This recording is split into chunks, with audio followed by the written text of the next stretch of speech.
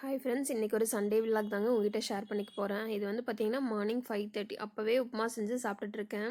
Morning எழுந்ததுமே water மெலனும் சாப்பிட்டேன். ஏன்னா முன்னத்த நாள் ஃபாஸ்டிங் இருந்ததுனால காலையில் எந்திரிக்கவே முடியல. சரி ஏதாவது செஞ்சு சாப்பிட்டு தான் போகிறோம் அப்படின்னு சொல்லிட்டு இன்றைக்கி வந்து பார்த்திங்க அப்படின்னா இன்றைக்கி ஆஃபீஸ்லேருந்து மரத்தன் ட்ரையல் மாதிரி ஒன்று ரெடி பண்ணியிருந்தாங்க. ஒரு 5 கிலோமீட்டர்ஸ் ரன்னிங் மாதிரி. சரின்னு சொல்லிட்டு எங்கள் டீமில் எல்லாருமே போகலான்னு பிளான் பண்ணி வந்திருந்தோம்.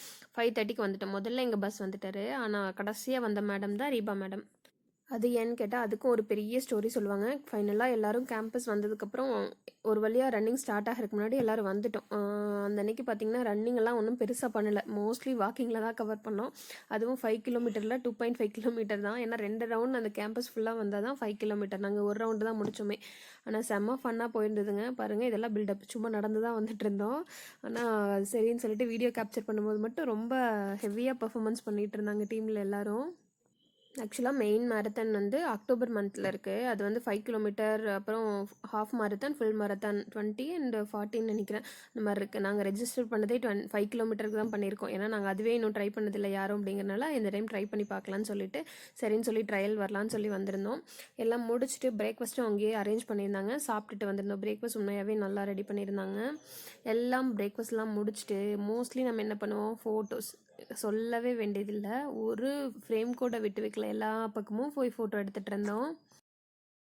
எதுக்கு அவ்வளோ ஃபோட்டோஸ் எடுக்கனே தெரியாது. பட் ஆனால் கேப்சர் பண்ணிகிட்டே இருப்போம். கடைசியில் நான் அவங்க நிறையா ஃபோட்டோஸ் கிளிக் பண்ணியிருந்தாங்க. அதுதான் நல்லா வந்துருந்தது. டீ எல்லாம் முடிச்சுட்டு சரி எங்கே போகலான்னு சொல்லி பிளான் பண்ணலான்னு ரொம்ப நேரமாக நாங்களும் டிஸ்கஸ் பண்ணிக்கிட்டே இருக்கிறோம். இத்தனைக்கும் பெங்களூர்லேயே இருக்கிற மக்களும் எங்கள் டீமில் இருக்காங்க. அவங்களுக்கே எந்த ஸ்பாட்டுன்னு முடிவு பண்ண தெரில. ஃபைனலாக எங்கேயுமே போக வேண்டாம், வீட்டுக்கே போயிடலான்னு சொல்லிட்டு கிளம்பியாச்சு.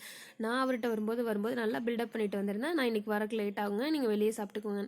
கடைசியில் பார்த்தா அங்கே 8:30க்கு முடிஞ்சிருச்சு. நாங்கள் 1 ஹவராக டிஸ்கஸ் பண்ணி ஒரு பிளேஸும் ஃபைனலைஸ் பண்ணல. கடைசியில் 9:30க்கு நான் வீட்டுக்கே வந்துட்டேன்.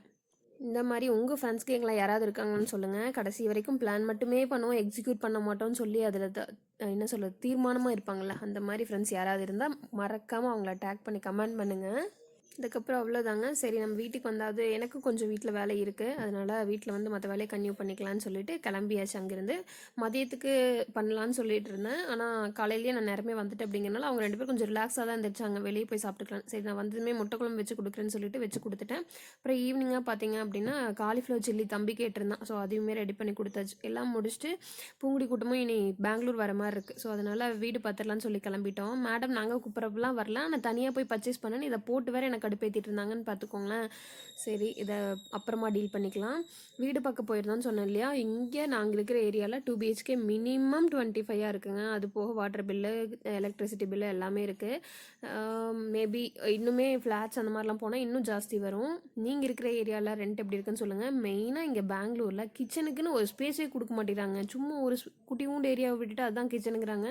எனக்கு அதுதான் இங்கே ரொம்ப ஆச்சரியமான விஷயம். நம்ம ஊர் சைடில் பார்த்துட்டு இங்கே பார்க்குறதுக்கு நம்ம ஊர்லலாம் 10க்கு 8 மினிமம் இருக்கும் கிச்சன் சைஸ். பட் இங்கே பாருங்கள், இவ்வளோ தான் கிச்சன் சைஸ். மோஸ்ட்லி இப்படி தான் இருக்குது. ஏதாவது 1-2 பக்கம் கொஞ்சம் பெருசாக இருக்குது. அவ்வளோதாங்க. இந்த வீடியோவும் இதோட முடியுது.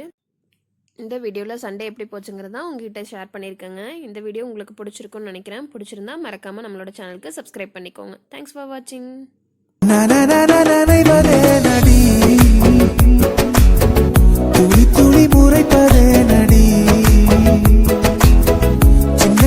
தயக்கம்